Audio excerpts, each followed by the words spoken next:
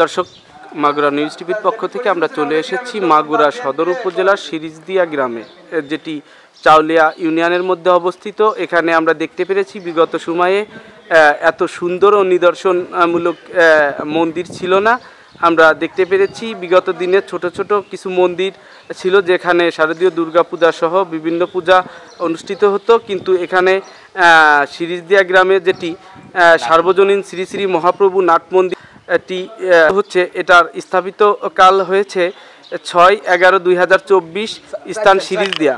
তো এখানে এসে দেখতে পেলাম এত সুন্দর একটি মন্দির প্রতিষ্ঠিত হচ্ছে, কিন্তু তাদের যে বক্তব্যটি ছিল, এখানে কোনো প্রকার সরকারি কোনো অনুদান তারা পাননি এবং এই মন্দিরের বিষয়ে কোনো প্রকার কোনো অডিট হয়নি।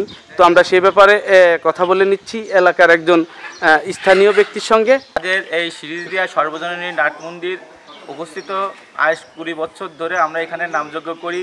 আমাদের কোনো মন্দির ছিল না, আমরা সমষ্টিগতভাবেই কিছুদিনের জন্য সংস্কার করে মন্দিরে নামযজ্ঞ করতাম, কিন্তু সর্বসময় ঝড় বৃষ্টি হওয়ার জন্য এই ঝড় বৃষ্টির কারণে আমরা অনেক সময় অনেক কিছু হারিয়েছি।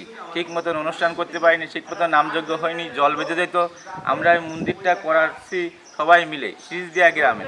আমরা এখনও সরকারিভাবে কোনো অনুদান পাইনি, কোনো কিছুই আমরা পাইনি। আমরা অনেক জায়গায় জানাইছি, এমপি মহোদয়ের কাছে দরখাস্ত করেছি, এমপি মহোদয়ের কাছে সব কিছু দিয়েছি।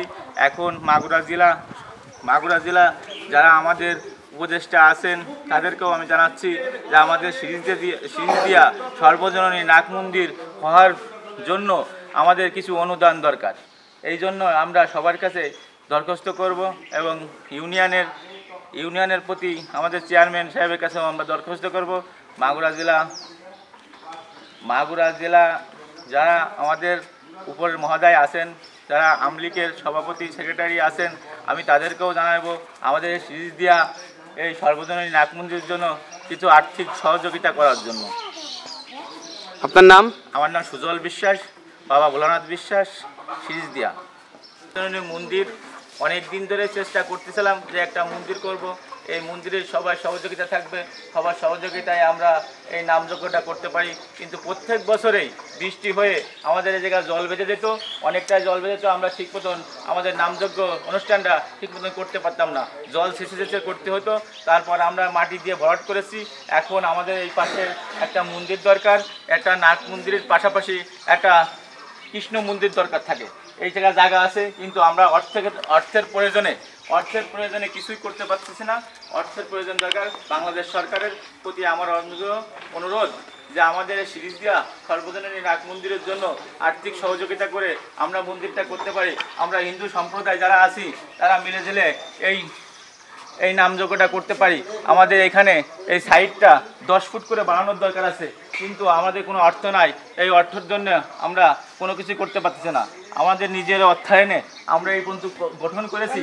এই গঠন করানোর পরে আমরা আরও 10 ফুট করে বাড়িয়ে দিলে আমাদের ভক্তবিন্দু যারা আছে তারা বসতে পারবে। তাদের জন্য এই আর্থিক প্রয়োজন। আমাদের বাংলাদেশ সরকার, আমাদের মা জননী, সে যদি আমাদের সহযোগিতা করে তাহলে আমরা হিন্দুরা এখানে বসবাস করে আমাদের ধর্মীয় কাজ গঠন করতে পারবো এবং পাশাপাশি একটা মন্দিরের ব্যবস্থার দরকার। এই কৃষ্ণ মন্দির থাকলে আমাদের কাজটা সহজ হয়। যেগুলো কৃষ্ণ ভক্ত সবাই থাকবে এবং জায়গা পূজার পরে এইখানে মন্দির থাকলে এই জায়গাটার পরে তাহলে আমরা সেগুলো সেখানে স্থাপিত করতে পারবো এবং নিয়মিত পূজা করতে পারবো। করেছে আমরা শুনতে পেলাম।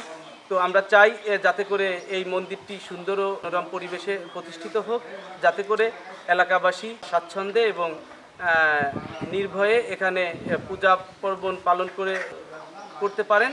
তো সেই প্রত্যাশায় আমি এখানে পূজা পালন করতে পারে এবং এই সুন্দর নিদর্শনটি যাতে করে তারা তাদের সহযোগিতায় আরও ভালো করে সাজিয়ে তুলতে পারে, এই এলাকাবাসীর এই মনের বাসনা এবং সবার এই স্বপ্নটি পূরণ হয় সে প্রত্যাশা।